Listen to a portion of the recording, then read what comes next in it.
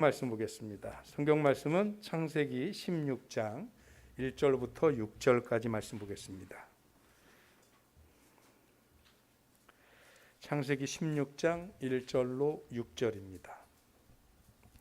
찾으셨죠? 앞에 보셔도 좋고요. 우리 다 같이 함께 한 목소리로 읽겠습니다. 아브라함의 아내 사레는 출산하지 못하였고 그에게 한 여종이 있으니 애굽 사람이요 이름은 하갈이라.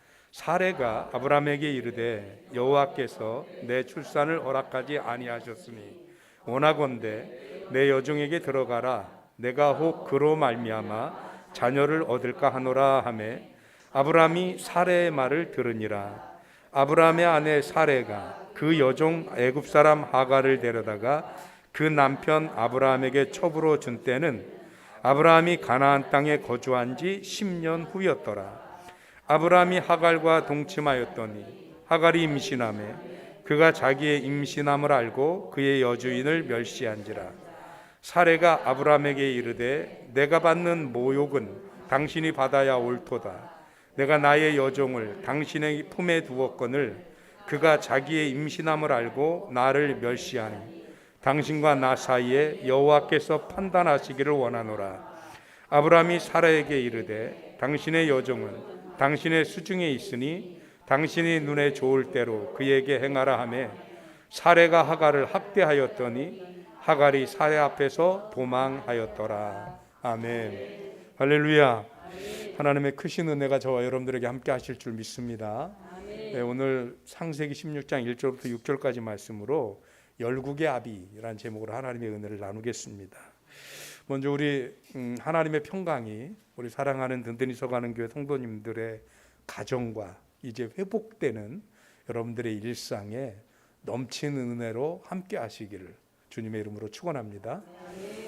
거의 한 2년 3개월 정도 됐죠. 우리가 일상을 잃어버린 게. 그래서 이제 어제 뉴스를 보니까 온갖 유원지며 공원이며 관광지에 사람들이 넘쳐나더라고요. 그동안 어떻게 참았는지 모르겠어요. 그런데 2년 3개월 동안 우리가 참은 본물이 터지듯이 일상이 회복되는데 어디 못 다녔으니 다니는 게 다는 아닌 거잖아요. 뭔가 우리가 2년 3개월 동안 일상을 잃어버린 대신 많은 시간 동안 우리는 다른 삶을 경험하면서 우리 자신을 들여다보는 시간을 좀 가졌어야 하지 않을까. 그렇다면 새롭게 시작되는 일상은 그 이전과 다른 모습을 살아야 되는 거 아닌가요? 그런데 문제는 우리가 그거를 잘 못한다는 거지. 언젠가 여러분들에게 그런 말씀 드린 적이 있는데 카지노에 없는 거 3가지 있다고요. 그 첫 번째가 시계가 없어요. 왜냐하면 시계 보다가 12시네 집에 가야지 이러면 도박하다 말고 집에 가잖아요. 그러니까 돈을 못 뺏어 먹는단 말이에요. 그래서 시계가 없어요. 두 번째는 거울이 없어요. 돈 잃고 얼굴 표정 좋은 사람 없죠? 거울 보다가 망가진 자기 얼굴 보면 자각을 하게 된대요. 그래서 더 이상 도박을 못 한대요. 망가진 자기 얼굴 때문에. 그래서 자기를 돌아보지 못하게 하려고 거울이 없고. 마지막으로는 창문이 없대요. 창문이 있으면 바깥을 보면서 집중할 수도 없고 그다음에 날이 어두운지 밝은지도 알게 되잖아요. 그러니까 그거를 알면 상황과 형편 같은 게 파악되기 때문에 도박에 몰입을 못 한다는 거예요. 그러니까 무슨 말이냐면 너는 시간도 상황도 형편도 너도 돌아보지 말고 오로지 도박하다 돈만 잃어라. 그러려고 카지노에는 그 3가지가 없다는 거예요. 근데 여러분 꼭 카지노가 아니더라도 우리도 정신없이 세상을 살다 보니까 뭔가 우리들의 형편과 우리들의 스스로의 모습을 볼 수 있을 만한 자각의 기회들을 별로 못 갖는 것 같아요. 그냥 돈 버는데 팔려서 아니면 생활에 쫓겨서 그냥 정신없이 살아는 가는 거죠. 되게 바빠요. 뭔지 모르는데 그렇게 바빠요. 뭐가 그렇게 바쁜지 오늘 주일 지나고 여러분 눈 깜빡하면 다음 주일 또 만나야 돼요. 정신없이 시간이 지나가는 거예요. 근데 문제는 왜 그렇게 열심히 사세요? 물어보면 대답하기가 힘들어요. 자기를 돌아볼 수 있는 시간, 기회, 장치들이 우리들에게도 생각보다 없어요. 그러니 카지노에서 도박하는 그 사람들이나 우리들이나 자기를 못 보고 정신없이 팔려 있는 거는 비슷한 것 같은 생각이 들어요. 그래도 우리 믿는 성도들은 너무나 다행인 것은 우리가 이렇게 하나님 앞에 와서 예배를 드리고 하나님의 말씀과 성경 말씀에 집중할 수 있는 시간이 있다는 게 너무 다행이에요. 왜냐하면 성경 말씀은 우리들에게 시계도 돼주고 거울도 돼주고 창문도 돼줍니다. 우리를 돌아보게도 하고요, 우리 스스로를 느낄 수 있게도 하고 시대적 상황을 깨달을 수 있게도 하고 하나님의 말씀을 비추어 우리 스스로를 들여다볼 수 있는 창문이 돼주기도 하거든요. 그런 의미에서 우리 예배와 말씀과 성경이 우리에게 있다는 건 큰 축복입니다. 그래서 오늘도 이 말씀을 통해서 우리의 모습을 돌아보고 앞으로의 우리의 회복되는 일상이 예전의 일상과는 좀 더 다른 의미로 좀 건강한 일상이 회복되길 주님의 이름으로 축원을 드립니다. 오늘 본문은 아브람과 사례 가운데, 사례 사이에 굉장한 고민과 그리고 문제로부터 시작이 됩니다. 이 고민과 문제가 뭐냐면 둘이 결혼을 했는데요, 10년 동안 아이가 없어요. 예전에, 지금은 이런 얘기하면 고리타분하다고 그러고 뭐 시대착오적이라고 얘기할 텐데, 예전에는 결혼한 여자가 아이를 못 낳으면 칠거지약에 들어간다고 그랬어요. 뭐 앞으로는 뭐 칠거지약 이런 거 있지도 않을 테지만, 근데 어쨌든 그럴 정도로 자식이 없는 것은 심각한 문제입니다. 그리고 심지어 성경에서도 자식은 뭐라 그러냐면 부모의 전통에 놓인 화살 같다 그랬거든요. 거의 무기와 권세와 능력을 의미하는 거예요. 그런데 아이가 없이 10년이라고 하는 세월이 지났단 말이에요. 그러니 이게 이 가정이 큰 문제예요. 왜 그러냐? 아브라함이 창세기 3장에 보니까 하나님한테 부름 받았을 때의 나이가 75세란 말이에요. 그런데 여기 지금 살고 있을 때는 10년이 지난 후라 그랬으니까 지금 몇 살이란 얘기예요? 85세. 그런데 10년이 되도록 아이를 못 낳았어요. 그런데 아브라함은 점점 늙고 있고 심지어 사례도 경수가 끊어져 가고 있고 이러는 와중이니 아이를 낳기는 점점 힘들어지는 거죠. 그런데 그 아이가 없음으로 인해서 아브라함의 가문이 미래의 희망도 빛도 소망도 없는 거예요. 그래서 이것이 너무 이 가정에는 큰 문제지요. 그러니까 이 문제를 어떻게 해결을 해야 되는데, 이 문제 때문에 아브라함도 고민이고 걱정이지만 가장 이 문제가 부담스럽고 힘들고 걱정인 사람은 누구일 것 같아요? 사례죠. 왜? 본인이 당사자, 아이를 못 낳는 당사자란 말이죠. 그러니까 이 사례가 큰 고민을 한다가, 그리고 정말 생각하고 또 마음을 결단하고 또 결단하고 큰 결단을 합니다. 그래서 하나님이 내게는 자식을 안 주시니 내가 애굽에서 데리고 온 몸종 하갈을 당신에게로 줄 테니 하갈에게서 아이를 낳읍시다. 아니, 지금 아브라함이 먼저 그 말을 해도 현찬을 판국에 지금 사례가 먼저 그 얘기를 해주잖아요. 아브라함 입장에서는 어때요? 야, 내가 장가 잘 갔나 보다. 예쁜 줄만 알았더니 속도 깊고 생각도 깊고 사려 깊고 참 마음이 깊은 사람이구나. 뿐만 아니라 나름 사례나 아브라함이 자기네 생각에는 이렇게 하면 굉장히 합리적일 것 같은 거죠. 왜 그러냐면요, 우리 성경 말씀 하나 제가 찾아놓은 게 있는데요, 창세기 15장 4절 말씀입니다. 함께 읽겠습니다. 여호와의 말씀이 그에게 임하여 이르시되 그 사람이 내 상속자가 아니라 내 몸에서 날 자가 내 상속자가 되리라 하시고. 이 얘기는 뭐냐면 아브라함이 다메섹에서 양자를 하나 드렸어요. 그 양자를 드리냐, 옛날은 목축이니 뭐 하면 일을 많이 해야 되니까 아브라함 혼자 못해서 아들을 들여서 아들이랑 같이 관리하고 이런 것들을 나눠서 하는 거죠. 그러더라고 그 양자를 드린 그 양자가 엘리에셀이에요. 다메섹 사람.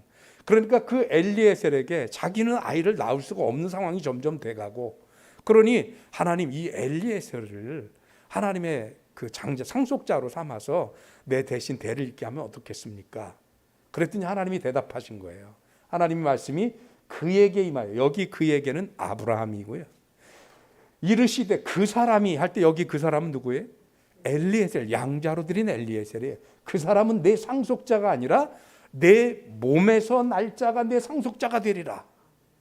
이 얘기를 하니까 사례가 고민을 한 거죠. 엘리에셀도 아니라는데, 그러면 내 몸, 즉 아브라함의 몸에서 날 자라고 한다면 아브라함이 아들을 낳을 수 있게 그 씨와 피만 제공하면 되지 않겠느냐. 그래서 다른 사람이 아닌 첩을 들여서 아브라함의 아이면 되지 않을까라고 생각을 한 거죠. 되게 합리적이에요. 나름 일리 있어요.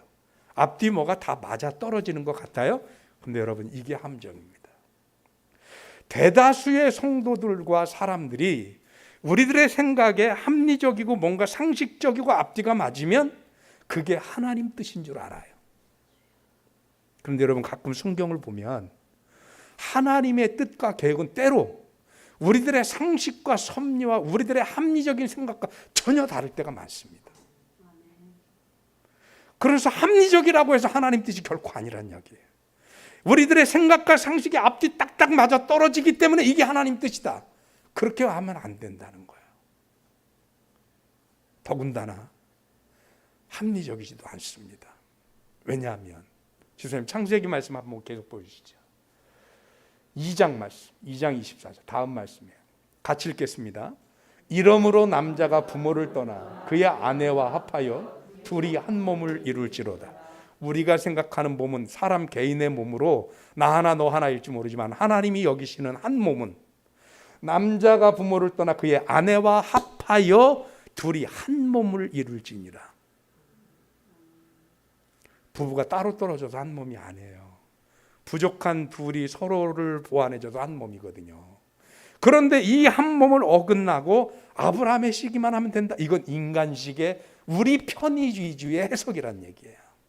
하나님 입장에서의 해석이 아니고 하나님의 계획과 다르다는 겁니다. 그래서 결국 결과가 어떻게 되느냐? 인간적으로는 합리적이었고 우리 생각으로 우리가 해석할 때는 모든 것이 다 하나님의 말씀과 맞아떨어지는 것 같았지만 그러나 그게 인간의 생각을 앞세웠고 하나님의 계획이 아니다 보니까 하갈이 아이를 딱 베고 임신하니까 그때부터 이상한 일이 생기기 시작합니다. 어떤 일이 생기나요? 임신한 하갈이 주인인 사레를 멸시하기 시작합니다. 오늘 우리가 읽은 말씀이 그거잖아요. 뿐만 아니라 5절, 오늘 본문 5절, 사레가 아브라함에게 이르되 내가 받는 모욕은 당신이 받아야 옳도다. 내가 나의 여종을 당신의 품에 두었거늘 그가 자기의 임신함을 알고 나를 멸시하니 당신과 나 사이에 여호와께서 판단하시기를 원하노라. 이상한 일이 벌어집니다. 종은 주인을 멸시하고 아내는 남편을 모욕하고 멸시하고 그리고 이 사례는 하갈을 핍박하고 학대하고 가정의 문제를 해결해서 가정이 평안해지고 가정의 어떤 이런저런 꿈과 비전과 소망을 이어가려고 그렇게 해서 첩을 들여서 아이를 가진 건데 근데 이 일 때문에 오히려 거꾸로 가정이 갈등하고 질서가 무너지고 불행해지고 분쟁하고 다투고 엉망진창이 되어버렸어요. 인간의 계획의 한계입니다. 우리가 생각할 때는 모든 게 완벽한 것 같아요. 우리의 머리로는 앞뒤 딱딱 맞고 이건 안 될래야 안 될 수가 없는 것 같아요. 그런데 여러분 우리는 하나님이 아니지 않습니까? 인간의 하는 일의 한계는 우리조차도 알 수 없이 너무나도 분명해요. 그래서 결국 인간이 벌인 일의 결과가 뭐냐? 가정이 행복하고자 편안하고자 문제를 해결하고 숙제를 해결하고자 벌인 일인데 오히려 가정이 무너지고 질서가 깨지고 부부관계 깨지고 모든 시녀와 주인 관계가 뒤바뀌고 엉망진창이 돼버렸어요. 아무것도 해결이 안 돼요. 여러분 우리들의 생각과 우리들의 계획이 하나님의 뜻과 계획보다 앞서면 안 되는 것 같습니다. 이게 항상 문제예요. 그래서 결국 17장 1절에 보니까 하나님이 17장 1절이 그 제가 찾아놓은 말씀 중에 같이 읽겠습니다. 아브라함이 99세 때에 여호와께서 아브라함에게 나타나서 그에게 이르시되 나는 전능한 하나님이라 너는 내 앞에서 행하여 완전하라. 아브라함에게 하나님이 다시 나타나셨어요. 그리고 뭐라 그러냐면 나는 전능한 하나님이라. 하나님이 분명히 아브라함에게 뭐라고 말씀하셨어요? 내 몸에서 난 자라야 내 것을 상속할 수 있고, 그리고 하늘의 별과 같이 땅의 모래알 같이 내 자손이 이 땅에 편만하리라고 하셨던 그 말씀과 계획이 있는데, 그것을 못 견디고 그것을 못 기다리고 인간적인 방법과 인간적인 두뇌를 이용해서 뭘 해보려고 했단 말이에요. 근데 그것의 모든 실패입니다. 실패를 떠나서 가정은 피폐해졌고 서로 신뢰하지 못하고 서로 원망하고 책임지우는 거예요. 주인과 종의 질서가 깨졌어요. 남편과 아내에 대한 존중이 사라졌어요. 전혀 아무것도 없는 거예요. 너무 불행해졌습니다. 하나님이 도저히 이들을 그냥 둘 수 없어서 하나님이 찾아오신 겁니다. 그러면서 얘기하신 거예요. 나는 전능한 하나님이라 내 계획은 너희들 계획과 달라서 이런 일이 안 벌어졌을 텐데 왜 너네 마음대로 그렇게 해서 이런 일을 자초하느냐 이 말이에요. 그래서 하나님이 이 가정에 몇 살에 왔다고요? 99세에 왔다고요. 이때 오셨을 때 아브라함이 몇 살에 아들을 낳아요? 이삭을. 100살에 낳죠. 이때 이삭을 임신했다는 얘기예요. 결국은 문제는 이 가정의 모든 갈등과 반목과 불신의 이 모든 문제가 하나님이 이 가정에 이삭을 허락하는 순간 완전히 없어져 버립니다. 아내와 남편 간의 존중이 다시 생겨났고요. 주인과 하인 사이의 질서가 다시 회복이 됐고 가정이 드디어 웃음이 돌기 시작하고요. 그리고 그 갈등과 긴장이 다시 회복되기 시작합니다. 하나님이 하셔야 되는 거죠. 그런데 그것을 사람이 하다 보니까 오히려 갈등과 문제만 더 많아지더라. 근데 여러분, 가정의 갈등과 문제보다 더 심각한 게 뭔지 아십니까? 여러분, 아까 말씀드렸죠. 하갈을 첩으로 들이자고 했을 때가 아브라함이 이 땅에 정착한 지 10년째 되던 해. 그러니까 75세 왔으니 몇 살이에요? 85세. 근데 하나님이 다시 오실 때는 몇 살이에요? 85세부터 99세까지 하나님이 다시 아브라함에게 오셨다는 기록이 성경에 없어요. 그 사이 기록이 떠요. 성경에 아예 기록이 없기 때문에 이걸 어떻게 이걸 해석을 하고 이걸 어떻게 그 근거를 찾아야 될지는 몰라요. 그러니까 우리가 어떻게 해야 되냐면 추론을 하는 거예요. 쉽게 말하면 합리적인 의심을 해보는 거예요. 첫 번째, 아브라함이 하나님이 아닌 자기들의 방법을 의지하다 보니 하나님을 찾지 않았다. 그래서 하나님이 오심도 알 수 없었을 수 있다. 이게 첫 번째 합리적인 의심이고요. 두 번째는 하나님의 계획을 분명하게 알려주었음에도 불구하고 인간적인 방법을 따라가는 엘리에셀을 찾았을 때도 그거 아니고 걱정하지 마, 내 몸에서 줄게 했음에도 불구하고 또 인간적인 방법을 찾아가는 그들. 만약에 이때도 이거 아니야 라고 했으면 또다시 다른 인간적인 방법을 찾아낼지 모를까 봐서 하나님이 그래 한번 해봐, 어떨지 한번 해봐라 하고 잠시 물러나셨을 수도 있지 않을까. 이게 합리적인 의심 두 번째예요. 어떤 것이 됐든 중요한 건 무려 15년 동안 하나님과 아브라함 사이의 교통은 없었다. 그 관계가 단절됐다는 겁니다. 그래서 결론으로 다시 한번 내려보면 뭐냐? 우리들이 인간적인 방법을 추구하면 추구할수록 하나님과의 관계는 뭐가 된다고요? 단절된다. 이게 제일 심각한 거예요. 가정의 불화보다 더 심각한 거, 질서가 깨진 것보다 더 심각한 거, 하나님과의 관계가 단절되었다는 거예요. 그 상태로 15년이 흘렀습니다. 근데 하나님 보시기에 심각한 거죠. 이러려고 아브라함을 부르시진 않으셨을 거 아니에요. 그래서 아브라함에게 나타나셔서 인간적인 방법의 끝을 보여주셨으니 그것을 보았으니 이제는 하나님의 계획대로 하나님의 계획을 이루시기 위하여 아브라함을 다시 찾아오신 겁니다. 그리고는 그에게 이삭이 탄생할 것에 대한 말씀을 하시는 거예요. 이삭이 태어나니까 모든 문제가 다 해결됩니다. 아브라함 이게 너무 행복했을 거예요. 와, 드디어 우리 집안에도 아들이 태어나고 이제 남부럽지 않은 가정이 되고 그랬을 것이다. 그런데 하나님이 정말로 하고 싶은 말은 이삭의 탄생으로 끝이 아니에요. 17장 5절부터 8절까지 말씀입니다. 같이 읽겠습니다. 이제후로는 내 이름을 아브람이라 하지 말고 아브라함이라 하리니 이는 내가 너를 여러 민족의 아버지가 되게 함이니라. 내가 너로 심히 번성하게 하리니 내가 내게서 민족들이 나게 하며 왕들이 내게로부터 나오리라. 내가 내 언약을 나와 너 및 내 대대 후손 사이에 세워서 영원한 언약을 삼고 너와 내 후손의 하나님이 되리라.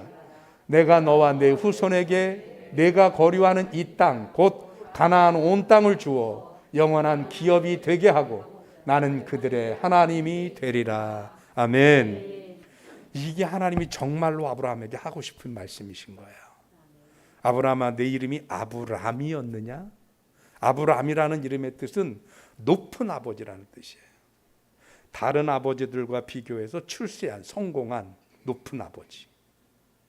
그런데 아브라함이라는 이름의 뜻은 여기 설명에도 있었던 것처럼 모든 나라의 아버지. 옛날 성경에는 열국의 아버지라고 되어 있어요. 그래서 오늘 제목이 열국의 아버지예요. 하나님이 아브라함에 가지고 계셨던 계획은 그냥 모든 다른 집에 비해서 조금 더 성공하고 조금 더 잘 나가고 조금 더 높은 데 있는 그런 사람으로 삼으려고 부르신 게 아니란 얘기예요. 남들보다 잘난 척하고 그들 앞에서 뽐내라고 부르신 게 아니란 얘기예요. 오히려 그 모든 민족을 품고 모든 민족의 아비가 되어서 믿음의 조상이 되고 이 땅에 하나님의 나라와 하나님의 계획을 펼치시는 그 일의 아비가 되라는 얘기예요. 이거를 이루시기 위해서 하나님이 계획하고 계시는데 자꾸 우리들의 머리는 뭐냐 하면 내가 남들보다 조금 더 벌고 남들보다 조금 더 성공하고 남들보다 조금 더 잘 살고 조금 더 좋은 것 같고 우린 이걸 꿈꾼단 말이에요. 이거를 하나님이 얼마나 답답하시겠어요. 내가 너희에게 허락할 것은 겨우 그게 아니야. 높은 아버지가 아니고 열국의 아비인데 근데 그건 어디로 갔나 없어지고 그냥 높은 아버지 되겠다고 그것만 쫓아가는데 그래 할 수 있으면 해봐봐 내버려 뒀더니 결과가 뭐라고요. 그 일로 가정이 행복하고 가정의 문제가 해결되고 다른 가정 못지않게 떳떳하게 살 줄 알았더니 그 가정이 뭐가 됐어요? 갈등하고 불화하고 신뢰하지 않고 존중하지 않고 무너지고 깨지는 가정이 되어버리잖아요. 하나님의 계획 가운데 있으셔야 합니다. 바라기는 우리 든든히서 가는 교회도요. 어떤 다른 교회보다 조금 더 괜찮은 교회 이런 비교해서 뭐 자꾸 하지 마세요. 어느 교회보다 우리 교회가 그러지 말아요. 그 교회도 하나님의 교회예요. 그런 게 우리들의 꿈이 아니라 우리가 하나님의 열국의 아비가 되어서 우리로 하여금 하나님의 나라가 확장되고 하나님의 복음이 전파되어서 한 생명이라도 구원받는 데 쓸 수 있어야 되지 않겠습니까? 저희 선배 목사님이 한 2주 전쯤에 충주에 왔어요. 그래서 되게 바쁘신지 뭐 찻집에서 만났는데 교회 짓는다며 소문 들었어 그러더라고요. 그러니까 이 목사들은 교회 짓는 게 되게 큰 일이에요. 그래서 예 목사님 그렇게 됐는데요. 식사하시고 한번 보시죠. 아니 갈 거 없어. 기분 되게 나쁘더라고요. 아니 충주까지 왔는데 거기를 안 보고 간다고요? 우리 딴에는 이거 되게 큰 일이잖아요. 뭐 어떻게 보면 몇 년 사이에 다시 없을 일이에요. 뭐 어쩌면 저 개인적으로 내가 죽기 전에 없을 일일지도 몰라요. 더 이상. 그래 되게 중요한데 보러 가자니까 싫다는 거예요. 그래서 지금 언짢은데 그 다음 그분의 질문 때문에 제가 점점 이 언짢음은 사라지고 그분 앞에도 제 입장이 좀 줄어들기 시작했어요. 근데 어디로 가? 예, 우리가 좀 시 중심 지역에 있었는데 뭐 주차도 불편하고 뭐 이라고 좀 약간 외곽으로 가요. 외곽? 예? 그냥 주차장도 좀 부족하고요. 거기 가면 이제 주차장으로 오케이, 그건 됐어. 뭐 할 거야? 거기 가서 뭐 할 거야? 여기까지 생각을 안 해본 거예요. 왜냐하면 교회니까 당연히 예배할 거고. 그거는 뭐 그거 물어본 건 아닐 거 아니에요, 그렇죠? 그분도 목사님인데 우리 예배드리러 거기가 이게 말이 안 되는 거냐? 거기 가서 뭐 할 거야? 교회가 새롭게 이전하고 거기 가서 교회를 건축하고 그리고 할 건데 거기서 뭘 하려고 뭘 대답을 못 하겠는 거예요. 구체적으로 우리가 뭘 하겠다 이게 중요한 게 아닌 것 같습니다. 문제는 뭐냐면 오늘 아브라함에게 가주셨던 하나님의 계획이 우리에게도 있음을 발견하는 거예요. 그래서 다른 교회보다 특이한 교회, 다른 교회보다 새 건물, 다른 교회보다 디자인이 다른 건물 이런 걸 갖는 게 중요한 게 아닌 거예요. 다른 교회와 뭐 비교하는 게 아니라 그냥 우리 교회 자체로서 하나님의 나라를 확장하는 열국의 아비의 사명을 감당하느냐 못하느냐 이게 우리한테 정말 소중한 거잖아요. 그래서 그 일을 해야 되는구나. 무슨 일을 거기서 하든 우리가 이 초점을 잃어버리지 않았으면 좋겠습니다. 우리가 하는 모든 일들이 거기서 우리끼리 재미있고 우리끼리 좋고 우리끼리 행복한 일이 아니라 그 일들을 통해서 그 지역과 이 시대와 이 시대의 사람들에게 하나님의 나라가 전파되어져서 우리를 통해 하나님의 믿음과 복음이 전파되는 열국의 아비로서의 사명이 우리들 가운데 이루어져야 되지 않겠습니까? 아멘. 여러분의 가정은 어떤 것 같습니까? 늘 우리들은 가정의 문제를 우리 안에서만 해결되고 우리 안에서만 뭐가 있으면 될 것으로 착각해 온 것은 아닙니까? 죄송하지만 하늘을 품지 못한 그 소망은 오히려 인간의 그 계획과 생각 때문에 오히려 우리들을 더 힘들게 하고 어렵게 할 수도 있지 않을까 하는 생각을 해봅니다. 오늘 아브라함의 가정처럼. 그런데 아브라함의 가정이 됐더니 하나님께서 오늘 본문에서 열국의 아비가 되게 하시면서 뭐라고 뒤를 이어 7절 8절에 얘기하시는 거냐면 너로 이 땅의 주인이 되게 하고 내 후손으로부터 모든 왕들이 나오고 모든 민족이 나오고 아멘 하면 그렇게 될까 봐 안 하시는 거예요 도대체? 여러분 하나님의 이 계획을 좀 봤으면 좋겠어요. 아멘. 그래서 우리가 열국의 아비로서의 사명을 감당할 수 있어야 하지. 아멘. 언제까지 그냥 우리 식구 남들보다 조금 더 잘 먹고 더 잘 싸고 이 수준에 머물러서는 오히려 우리 가정의 행복도 지키기가 어렵다라는 거예요.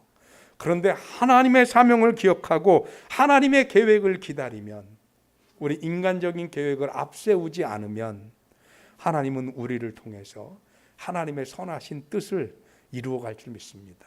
아멘. 성경에 분명히 뭐라고 되어 있냐면 일하는 소에 재갈을 물리지 말라고 되어 있어요. 여러분 늘 제가 평소에도 말씀드리지만 우리가 하나님의 일과 사명 감당한다고 하나님이 우리 굶기지 않으셔요. 걱정하지 마세요. 아멘. 나는 하나님 일하고 하나님은 누구 일하시? 내 일하시고. 아멘. 열국의 아비의 길을 선택한 아브라함을 하나님은 이 이후 믿음의 조상이 되게 하셨고요. 아멘. 결국은 아브라함의 후손 가운데 누가 탄생해요? 예수 그리스도가 탄생해서 아멘. 이 땅의 구원의 소식이 아브라함의 오늘 이 부름에서 예수님의 죽음과 부활로서 완결되어지는 역사가 이어지기 시작한 겁니다. 아멘. 저 여러분들이 오늘 열국의 아비의 사명을 감당하는 주님의 백성들 되시기를 주님의 이름으로 축원합니다. 아멘. 기도하겠습니다. 하나님, 우리들의 생각이 합당하면, 합리적이면, 앞뒤가 맞아 떨어지면 그것이 하나님의 뜻이리라 착각하기도 했었습니다. 그리고 열심히 그 뜻과 계획을 쫓아가 보기도 했습니다. 그러나 번번이 사레와 아브라함의 계획처럼 뭔가 되는 듯 하다가 또다시 갈등하고 또다시 무너지고 깨지고 불협화음을 내는 것이 지난 시간 우리들의 선택과 우리들의 계획과 인간적인 생각들이었습니다. 오늘 아브라함의 사건을 통해서 하나님의 계획보다 인간의 계획이 앞서면 안 됨을 깨닫습니다. 이제 하나님의 계획을 따르는 우리가 되게 하여 주시옵소서. 하나님이 이끄시는 대로, 하나님이 도우시는 대로, 하나님이 함께 하시는 대로 하나님 앞에 세워져 가는 주의 백성들 되게 하여 주옵소서. 예수 그리스도 이름으로 기도하옵나이다. 아멘. 찬양하겠습니다. 하나님은 너를 지키시는 자.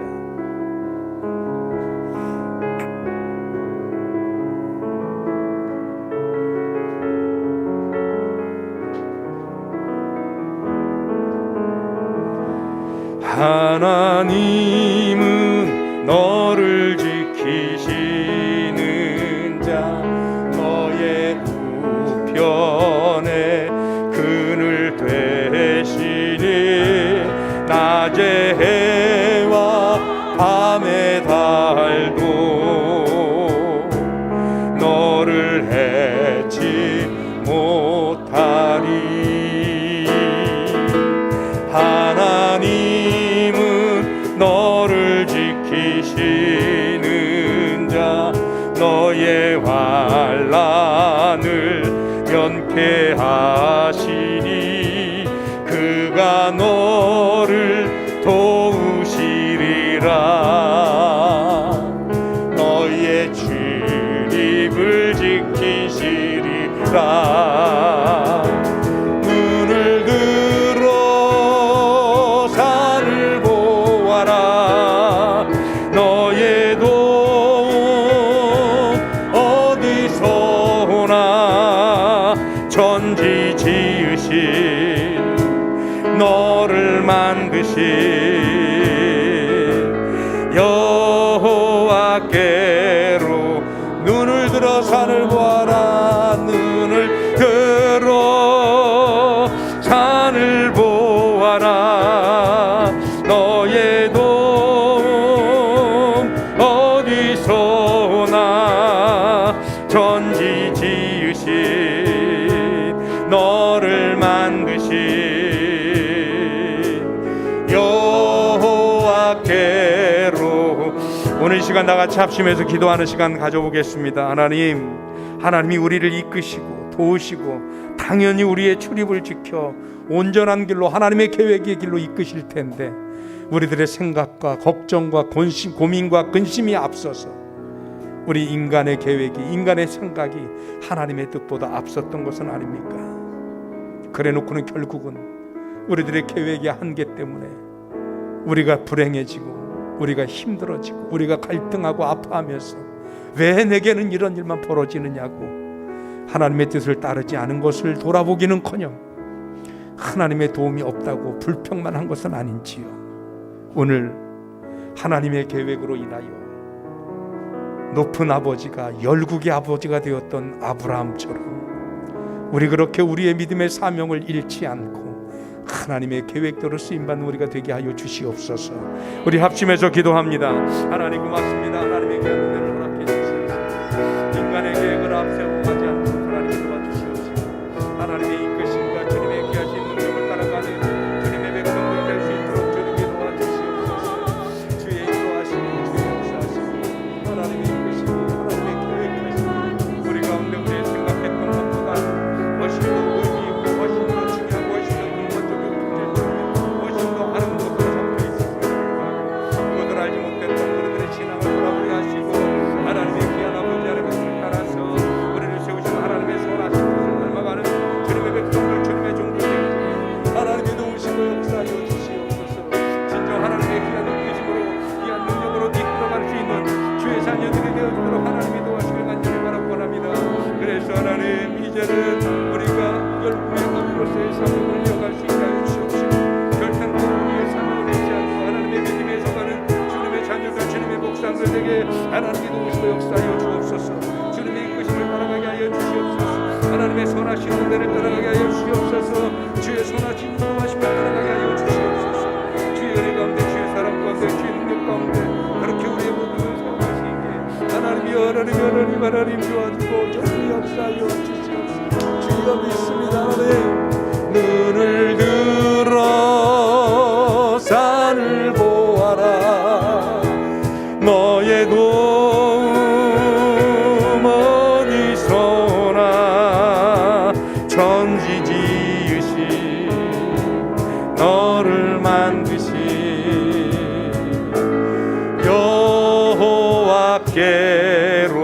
여호와께로다.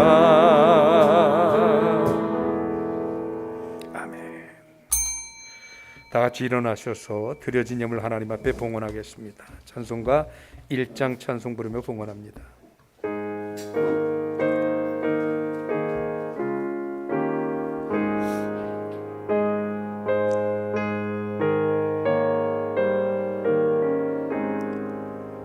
만복의 근원 하나님, 온 백성 찬송 드리고 조천사여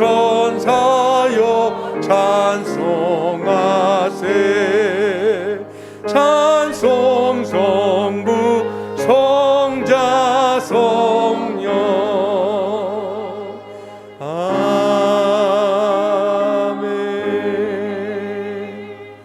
하나님 감사합니다. 우리를 인도하시고 우리보다 더 큰 꿈과 더 큰 계획으로 우리를 향한 하나님의 선하신 계획을 세우고 있음을 의지하여 하나님의 인도하심을 따라갑니다. 오늘 그 마음을 너무나 감사히 담아서 하나님 앞에 귀한 예물을 구별해 귀한 예물 하나님 앞에 드렸사온즉 주님께서 이 예물 받으시옵고 하나님의 나라에 온전히 드려지는 귀하고 복된 예물 되게 하여 주시옵소서. 아멘. 그래서 이 예물이 쓰여질 때마다 주님의 능력과 권세가 함께하여 주시어서 오병여의 역사를 불러 일으키는 예물이 되게 하여 주시옵시고, 아멘. 쓰이는 곳곳에서 주님의 나라가 확장되어지고 하나님의 천국이 전파되어지며 주의 이름이 증거되어질 수 있게 하여 주시옵시며, 드려진 손길들 하나님 축복하셔서 저들이 하나님 앞에 드린 것을 기뻐 흠양하여 주님이 다시 갚아주실 때에는 저들의 구한 모든 것에 하나님의 놀라운 능력과 응답으로 함께하여 주시옵시고 30배, 60배, 100배의 결실을 맺게 하여 주시옵시며 저들의 기도의 제목이 온전히 이루어지고 응답받게 하시고 하나님 어디로 가든 무엇을 하든 주님의 은혜 가운데 거하는 축복의 자녀들, 축복의 통로들이 되어지도록 주님 함께하여 주시옵소서. 지금은 우리 주님 예수 그리스도의 은혜와 하나님의 극진하신 사랑과 성령의 감화 감동 살아 역사하시고 축복하시는 은혜가 이제 열국의 아비의 길을 선택하고 인간의 뜻을 앞세우기 이전에 하나님의 뜻을 따라 순종하기를 소원하는 사랑하는 든든히 서가는 게 모든 성도들의 머리 위에와 저들의 가정과 경영하는 기업과 자녀들과 그 믿음의 결단 위에 이제로부터 영원토록 함께하여 주시옵기만을 간절히 축원하옵나이다. 아멘. 주여 믿습니다. 하나님 도우시고 내 주님의 하십니다.